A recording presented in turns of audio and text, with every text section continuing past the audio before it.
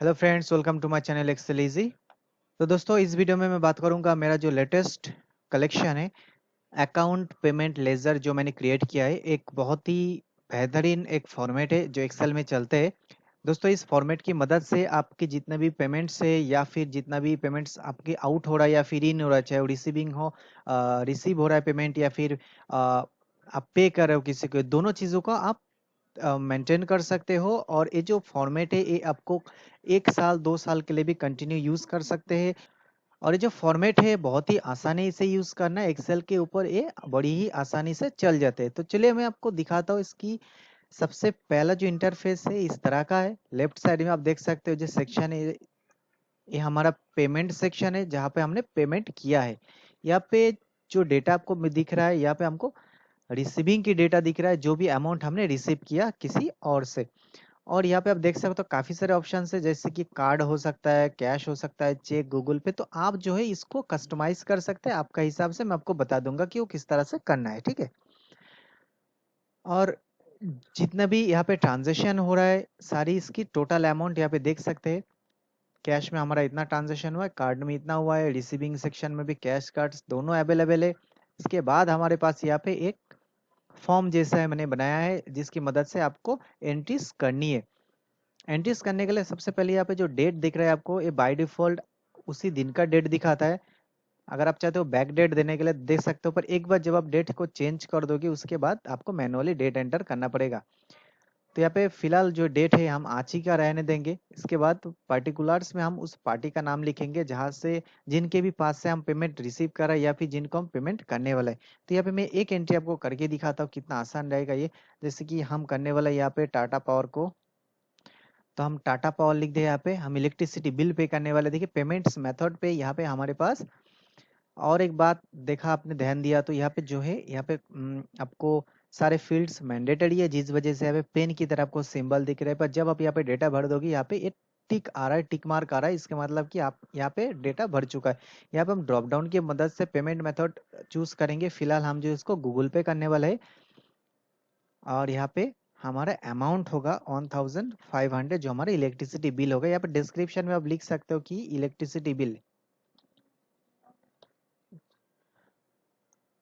अब देखिए सारे फील्ड्स हमारा भर चुका है और सारे जो फील्ड है उसके साइड में टिक मार्क आ चुका है। अब आपको ध्यान देना है यहाँ पे कि हम पेमेंट कर रहा है या फिर रिसीव कर रहे हैं। तो हम पेमेंट कर रहे हैं इस दौरान, तो हम पेमेंट में क्लिक कर देंगे।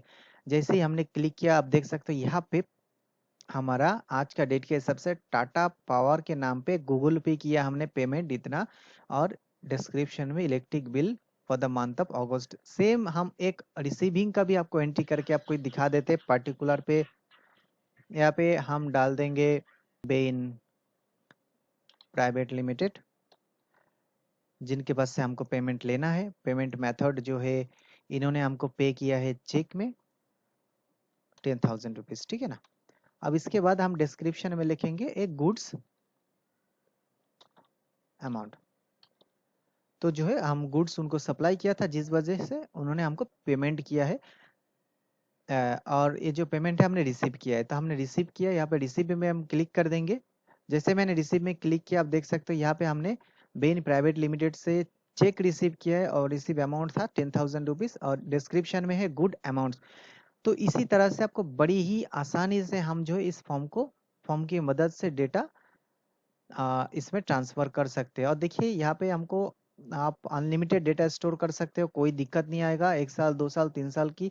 अब इसके बाद जो है यहाँ पे आप देख सकते हो समरी सेक्शन में, अगर पेमेंट सेक्शन में जैसे कि हमने यहाँ पे कुछ ऐड किया था लास्ट में टाटा पावर में 1500 जो हुआ था गूगल पे। यहाँ पे गूगल पे में 1500 ऐड हो चुका है। लास्ट में हमने चेक में ऐड किया है 10,000 रुपीज। तो यहाँ पे देखिए चेक में यहाँ पे 25,000, जो यहाँ पे 10,000 ऐड हो चुका है। यहाँ पे हमने एक सर्च इंजन रखा है, जो जिसे हम कहेंगे quick search engine. Quick search engine में जाके हम कोई भी डेट डाल देंगे, तो उस डेट का जो डेटा हमको यहाँ पे देखने मिल जाता है, ठीक है ना। जैसे कि हम यहाँ पे डाल देंगे 10 तारीख और 2021। देखिए जैसे ही मैंने यहाँ पे डेट डाल दिया है, और सिर्फ हमको यहाँ पे एंटर करना है। एंटर करने के बाद यहाँ पे बता रहे हैं हम इसमें जो पार्टी का नाम फिलहाल के लिए डिलीट कर देते।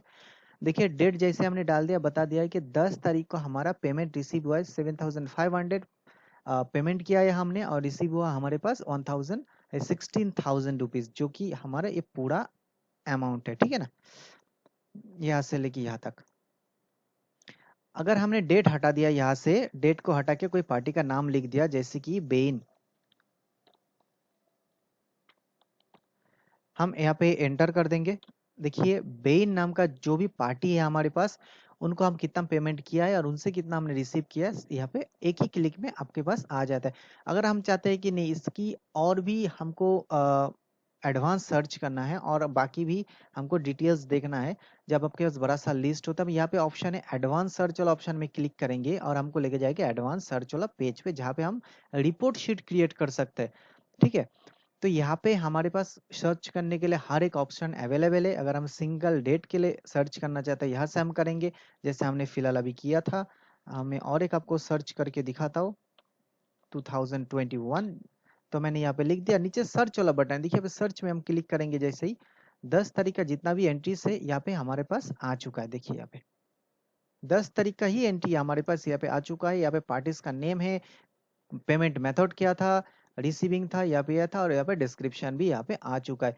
हम चाहते हैं कि नहीं, हम 10 तारीख के अंदर जाके हम चेक करना चाहता है कि बेन कंपनी को हमने कितना क्या ट्रांजैक्शन हुआ है बेन कंपनी के साथ में 10 तारीख के अंदर। तो हम यहाँ पे बेन कंपनी लिख दिया और सर्च कर दिया। देखिए सिर्फ और सिर्फ यहाँ पे बेन प्राइवेट लिमिटेड और बेन कंपनी यहाँ पे आ चुका है 10 तारीख के अंदर। अगर हम इस डेट को डिलीट कर देते और सर्च कर देते, सिर्फ और सिर्फ कंपनी का नाम लिखकर या फिर पार्टी का नाम लिखकर सर्च कर देंगे, तो देखिए डेट हमारे पास यहाँ पे डिफरेंट है, पर सिर्फ जो यहाँ पे हम कंपनी या फिर जो पार्टी को हमारे पैसा ट्रांजेक्शन हुआ जिनके साथ में भी, उनका डिटेल्स यहाँ पे आ चुका। तो एक ही क्लिक में सारे डिटेल्स हमारे पास आ जाते हैं।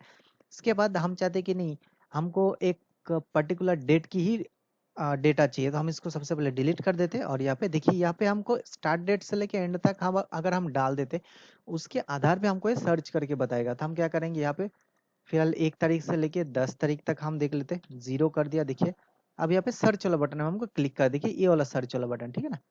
जैसे हमने क्लिक किया, यहाँ पे 1 तारीख से लेके सिर्फ 10 तारीख के अंदर हमारा जितने भी ट्रांजेक्शन है उसका डेटा हमारे पास यहाँ पे आ चुका है। अगर हम यहाँ पे 14 कर देंगे, देखिए 14 तारीख तक हमारे जितना भी ट्रांजेक्शन हुआ है उसका डेटा यहाँ पे लेकर आएगा। तो देखिए लास्ट हमारे यहाँ पे 10 है, 12 तारीख है, ठीक है ना। तो इस तरह से हमारे पास डेटा सब आ चुका है। और यहाँ पे हमारे स्टार्ट डेट आ गया, एंड डेट आ रहा है। अगर हम इस पे जो भी डेट है हम यहाँ पे एंटर करेंगे, जो हमारा प्रिंट निकलेगा उस पे भी ये सारी चीज मेंशन रहेगा। यहाँ पे टोटल अमाउंट हमारा कितना हो रहा है, पेमेंट कितना हो रहा है, टोटल इतना, और यहाँ पे हमारा जो है रिसीविंग का टोटल यहाँ पे कैलकुलेट होकर ऑटोमेटिकली आ जा रहा है। यहाँ पे आप चाहते हो तो आपके कंपनी का नाम लिख सकते हो या फिर लोगो भी लगा सकते हैं, कोई दिक्कत नहीं है। इसके बाद आपको जब इस तरह का डेटा मिल जाता है, एक रिपोर्ट बन जाता है, तो आप चाहते हो कि नहीं इसका हम प्रिंट निकालेंगे। प्रिंट निकालने के लिए सिर्फ आपको यहाँ पे क्लिक करना है, प्रिंट वाला बटन पे। देखिए एक ही क्लिक में हमको प्रिंट प्रीव्यू भी यहाँ पे मिल जा रहा है। तो बहुत ही अच्छी चीज है ये।